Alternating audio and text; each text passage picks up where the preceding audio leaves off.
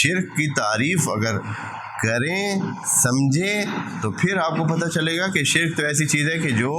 کسی بھی صاحب ارادہ انسان سے ممکن ہے، اور شرک سے مراد صرف ان بتوں کی پوجا کرنا نہیں ہے، شرک سے مراد من دون اللہ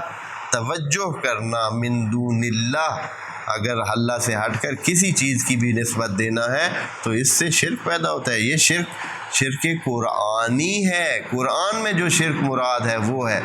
وہ شرک فقہی اور ہے۔ یہ تو مکسنگ کر رہے ہیں لوگ، جس کی وجہ سے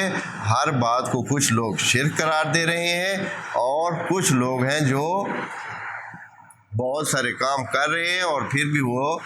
اپنے آپ کو مشرک نہیں سمجھتے ہیں، وہ موحد سمجھتے ہیں۔ وجہ یہ ہے کہ شرک کا معنی سمجھنا چاہیے، شرک کا معنی کیا ہے، اور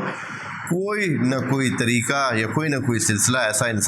عام انسانوں سے ہو رہا ہے جو شرک میں انسانوں کو مبتلا کرتا ہے۔ اسی لیے ایک صورت میں سورہ یوسف میں خدا کریم نے فرمایا ہے کہ کوئی بھی انسان، کوئی بھی مومن شرک سے بچ نہیں سکتا الا وہم مشرکون، کوئی بھی مومن نہیں ہے سوائے اس کے کہ وہ ساتھ ہی کیا ہے، مشرک بھی۔